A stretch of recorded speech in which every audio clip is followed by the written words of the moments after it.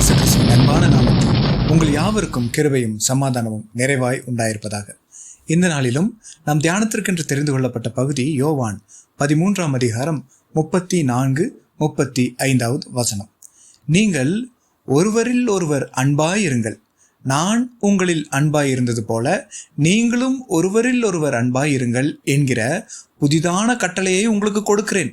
நீங்கள் ஒருவரில் ஒருவர் அன்புள்ளவர்களாய் இருந்தால் அதனால் நீங்கள் என்னுடைய சீஷர்கள் என்று எல்லாரும் அறிந்து கொள்வார்கள். ஹல்லேலூயா. இன்றைக்கும் இந்த செய்தியின் தலைப்பு அன்பை வெளிப்படுத்துங்கள். இந்த உலகத்தில் இன்னைக்கு இருக்கிற சூழ்நிலையை பார்த்தா அன்பு எங்கேயுமே இல்லை.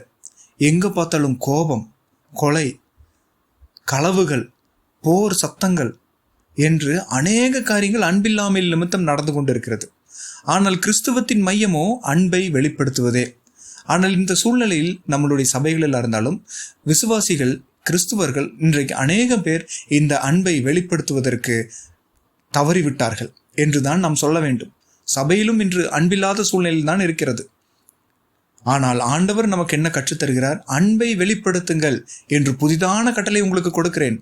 இப்படி அன்பை வெளிப்படுத்துகிறவர்கள் தான் என்னுடைய சீஷர்களாய் இருப்பார்கள் என்று ஆண்டவர் கூறுகிறார். அன்பை வெளிப்படுத்துகிறவர்கள் அவர்களை பார்த்து மற்றவர்களும் இவர்கள் கிறிஸ்துவர்கள் என்று சொல்லும் வண்ணம் இருக்கும். அதனால் நீங்கள் அன்பை வெளிப்படுத்துங்கள் என்று ஆண்டவர் கூறுகிறார். பிதாவாகிய தேவனுடைய அன்பின் வெளிப்பாடு ஆண்டவராகிய இயேசு கிறிஸ்து. ஆண்டவராகிய இயேசு கிறிஸ்துவின் அன்பின் வெளிப்பாடு என்னவென்றால் அவருடைய வெளியேற பெற்ற இரத்தம் எனக்காகவும் உங்களுக்காகவும் சிந்தினதே என்றால் ஆண்டவர் இயேசு கிறிஸ்துவே அன்பின் வெளிப்பாடாக இருக்கிறார்.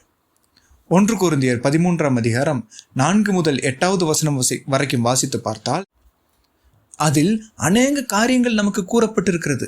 அன்பு எப்படி இருக்குமாம், அதோடைய குணநலங்கள் இங்கே கூறியிருக்கிறது. சாந்தமாய் இருக்கும், பொறாமை இருக்காது, அயோக்கியமானது செய்யாது, தற்புகழை நாடாது, இருமாப்பாய் இராது, அநியாயத்தில் சந்தோஷப்படாது என்று அநேக குணநலங்கள் அந்த அன்பை குறித்து கூறியிருக்கிறது. நம்ம நினைச்சு பாருங்களேன், அன்பு மட்டும்தான் ஆண்டவர்கிட்ட இருந்து வந்தது. ஆனால் உலக பிரகாரமான கோபம், மூர்க்கவெறி, எரிச்சல் இதெல்லாம் இந்த உலகத்திலிருந்து தோன்றினது. நம்ம இந்த உலகத்தின் சுபாவங்களை பிரதிபலிக்கிறோமா அல்ல ஆண்டவரிடத்திலிருந்து வந்த அன்பை பிரதிபலிக்கிறோமா என்று நாம் சிந்தித்து பார்க்க வேண்டும். மார்க் 12ஆம் அதிகாரத்தில் 30-31 வசனத்தில் ஆண்டவர் இயேசு கிறிஸ்து நமக்கு ஒரு 2 கட்டளையே கொடுத்துருக்கிறாருங்க. என்னன்னா, நம்ம முழு உள்ளத்தோடும் முழு இருதயத்தோடும் ஆண்டவரிடத்தில் அன்பு செலுத்த வேண்டும். 2வது, நம்மிடத்தில் அன்பு செலுத்துவது போல பிறனிடத்திலும் அன்பு செலுத்த வேண்டும்.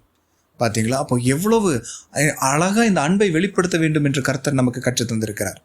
என்றால் கிறிஸ்தவத்தின் மையமே அன்பை வெளிப்படுத்துவது. அன்பை வெளிப்படுத்துவோம், கிறிஸ்துவை பிரதிபலிப்போம்.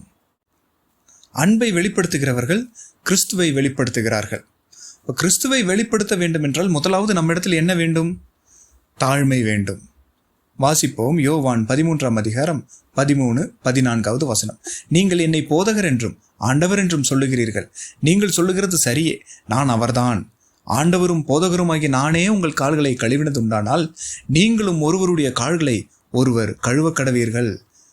இங்க ஆண்டவர் இயேசு கிறிஸ்து ராபோஜனத்துக்கு முன்பாக எல்லா சீஷர்களுடைய கால்களையும் கழுவுகிறார். கழுவி ஆண்டவர் நல்ல ஒரு போதகம் நமக்கு சொல்றாரு. என்னன்னா, ஆண்டவரும் போதகருமாகிய நானே, சர்வ வல்லமை படைத்தவர் நான், உங்களுக்கு எல்லாம் நான் சரியான பாதையில் வழி நடத்துகிறேன். நானே உங்களுடைய கால்களை கழுவினால் நீங்களும் ஒருவருக்கொருவர் கால்களை கழுவுங்கள் என்று சொல்றார். அப்போ நம்மை தாழ்த்த வேண்டும் என்று ஆண்டவர் விரும்புகிறார். அவர் எவ்வளவு உன்னதத்திலிருந்து அடிமையின் ரூபம் எடுத்து என்னுடைய பாவங்களுக்காகவும் மீறுதலுக்காகவும் அவர் இரத்தத்தை சிந்தும்படி இந்த உலகத்தில் பிறந்தார் என்றால் அவர் தம்மை எவ்வளவாக தாழ்த்தி இருக்கிறார். அப்ப தாழ்மை நம்மளுக்கு வேண்டும். பெருமை நம்மளுடைய வாழ்க்கையில் இருக்கக்கூடாது. பெருமையுள்ளவனுக்கு தேவன் எதிர்த்து நிற்கிறார் என்று சொல்லப்பட்டிருக்கிறது. கொலோசியர் 3:12-14 வரைக்கும் வாசித்து பார்த்தால் ஒருவருக்கொருவர் தாழ்த்தி அன்பை தரித்து கொள்ளுங்கள். ஒருவருக்கு விரோதமாக ஒருவர் மூர்க்க வெறி கொண்டவர்களாக இல்லாதபடி, பெருமையுள்ளவர்களாக இராதபடி, உங்களுக்கு ஏதாவது ஒரு ஆபத்துனா கூட போய் நின்று அவங்களுக்கு உதவி செய்யும்படியாக அன்பை தரித்து கொள்ளுங்கள் என்று கூறப்பட்டிருக்கிறது. எபேசியர் 4:2 வாசித்து பார்த்தா அன்பிலே ஒருவருக்கொருவர் தாங்குங்கள் என்று சொல்லியிருக்குது. யாருக்காவது ஏதாவது குறை இருந்ததுன்னா போய் அன்பின் நிமித்தம் அவர்களை தாங்குங்கள். கண்டும் காணாதவர்களை போய் போகாதீங்க. ஆண்டவர் இயேசு கிறிஸ்து இந்த உலகத்தில் ஊழியம் செய்யும் போது யாருக்காவது ஏதாவது குறையோ தேவையோ இருந்ததுன்னா ஆண்டவர் ஓடி போய் அவர்களை தாங்கினார் அல்லவா? அந்த குணநலங்கள் நமக்கும் வர வேண்டும் என்றால் நம்மை தாழ்த்த வேண்டும். முக்கியமான ஒரு குறிப்பு இருக்குதுங்க. யாக்கோபு 4:10 வாசித்து பார்த்தா கர்த்தருக்கு முன்பாக நம்மை தாழ்த்தும் போது அவர் நம்மை உயர்த்துகிறவராயிருக்கிறார். முதலாவது தேவனுக்கு முன்பாக நம்மை நாம தாழ்த்த வேண்டும். அப்ப அந்த குணநலம் நமக்குள்ளே வந்துடும். அப்படி நம்மை கர்த்தருக்கு முன்பாக நம்மை தாழ்த்தும் போது தேவன் நம்மை உயர்த்துகிறார். கிறிஸ்துவும் தம்மை தாழ்த்தினார். நம்மையும் தாழ்த்தி கொள்வோம். அன்பை வெளிப்படுத்துவோம். கிறிஸ்துவை வெளிப்படுத்துவோம். இரண்டாவது, நாம் அன்பை வெளிப்படுத்த வேண்டும் என்றால் இயேசு கிறிஸ்துவை ஏற்றுக்கொள்ள வேண்டும். வாசிப்போம். யோவான் 13:20 நான் அனுப்புகிறவனை ஏற்றுக்கொள்ளுகிறவன் என்னை ஏற்றுக்கொள்ளுகிறான், என்னை ஏற்றுக்கொள்ளுகிறவன் என்னை அனுப்பினவரை ஏற்றுக்கொள்ளுகிறான் என்று மெய்யாகவே உங்களுக்கு சொல்லுகிறேன் என்றார். இன்றைக்கும் ஆண்டவருடைய வார்த்தைகளை சுமந்து வர ஊழியர்களை நாம் ஏற்றுக்கொள்ள வேண்டும். அப்படி ஏற்றுக்கொண்டால்தான் கிறிஸ்துவை ஏற்றுக்கொள்ளுகிறோம். கிறிஸ்துவை ஏற்றுக்கொண்டால் தான் பரலோகத்தில் இருக்கிற பிதாவை நாம் ஏற்றுக்கொள்கிறோம் என்றால் அந்த அன்பை முழுமையாக நம்மளுடைய வாழ்க்கையில் பிரதிபலிக்க அது உதவுகிறது. இங்க 13வது அதிகாரம் 35 வாசிக்கும் போது, நீங்கள் ஒருவரில் ஒருவர் அன்புள்ளவர்களாய் இருந்தால் அதனால் நீங்கள் என்னுடைய சீஷர்கள் என்று எல்லாரும் அறிந்து கொள்வார்கள் என்றார். நாம் பிறரிடத்தில் அன்பு செலுத்துவோம் என்றால் இவர்கள் தான் கிறிஸ்துவர்கள், கிறிஸ்துவின் பிள்ளைகள் இவர்கள் என்று இந்த உலகம் அறிந்து கொள்ளும் என்று ஆண்டவரே சாட்சி சொல்றாருங்க. அப்ப அன்பு நம்மளுடைய இருதயத்திலிருந்து வெளிப்பட வேண்டும். அப்பொழுது நாம் கிறிஸ்துவை வெளிப்படுத்துகிறோம். கலாத்தியர் 2ஆம் அதிகாரம் 20வது வாசித்தால், அவர் நம்மில் அன்பு கூர்ந்து நமக்காக தம்மை தாமே ஒப்பு கொடுத்தார் என்று நாம் வாசிக்கிறோம். அப்ப என்னில் அன்பு கூறாவிட்டால் அவர் எப்படி சிலுவையை சுமந்திருக்க முடியும்? எனக்காக தம்முடைய இரத்தத்தை சிந்திருக்க முடியும்? அப்ப அவருடைய அன்பு உண்மை அல்லவா? அப்ப அந்த அன்பு கிறிஸ்துவிடத்திலிருந்து தான் நமக்கு கிடைக்குது. பாருங்க, அவர் இந்த உலகத்திற்கு வரும்போது அவருடைய ஜனமே அவரை ஏற்றுக்கொள்ளவில்லை. இஸ்ரவேல் ஜனமே அவரை புறம்பே தள்ளினார்கள்.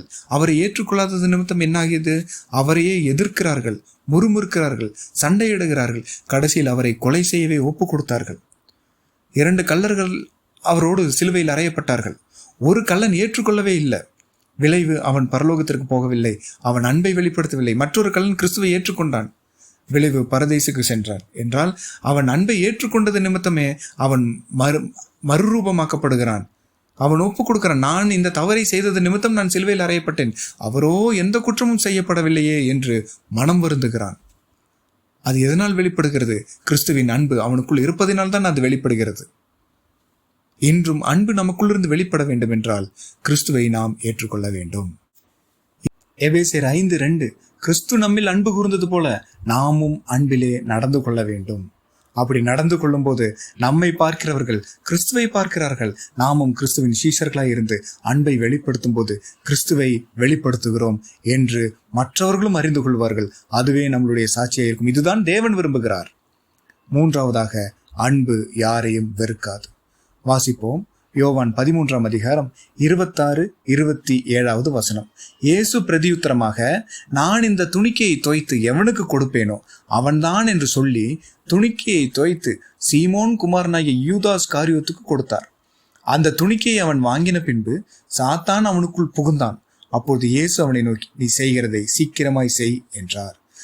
யூதாஸ் தன்னை காட்டிக் கொடுக்க போகிறான் என்று அறிந்தும் ஆண்டவர் அவனை எதுவும் செய்யாமல் அப்படியே விட்டுவிட்டார். நீ செய்கிறதை சீக்கிரமாய் செய் என்று அவனை அமைதியாக அனுப்பிவிட்டார். அவர் நினைத்திருந்தால் யூதாஸை என்ன செய்திருக்கலாம். ஆனால் அவர் அன்பு செலுத்தியது நிமித்தம் அவனை ஒன்றும் செய்யாமல் அனுப்பிவிட்டார்.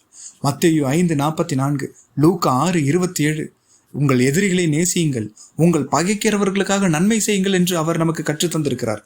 அதுவே அவரும் செய்திருக்கிறார். லூக்கா 6:35 வாசித்து பார்த்தால் அவர் துரோகிகளுக்கும் நன்மை செய்கிறாரே என்று வாசிக்கிறோம். ரோமர் 12:20 உன் சத்ருவுக்கு உதவி செய் என்று அவர் நமக்கு கற்றுத்தருகிறார். 1 யோவான் 4:20 வாசித்து பார்த்தால் மிக முக்கியமான ஒரு காரியத்தை நாம் கடைபிடிக்க வேண்டியது என்னவென்றால், தேவனை நேசித்து சகோதரனை வெறுத்தால் என்று நீ தேவனை நேசிக்கிறேன் என்று ஆராதனை செய்கிறாய், வெளியே சென்றவுடன் அருகில் இருக்கும் உன் சகோதரனை பகைக்கிறாய் என்றால் நீ கண்ட சகோதரனிடத்திலே நீ அன்பில்லாமல் இருந்தால் காணாத தேவனிடத்தில் எப்படி அன்பு செலுத்த முடியும் என்று யோவான் நம்மிடத்தில் கேட்கிறது போல் இருக்கிறது. நம்ம வாழ்க்கையை நாம் ஆராய்ந்து பார்க்க வேண்டும். சபைக்கு செல்கிறோம், தேவனை ஆராதிக்கிறோம், அன்பு நிறைந்தவர்களை அங்கே நிற்கிறோம்.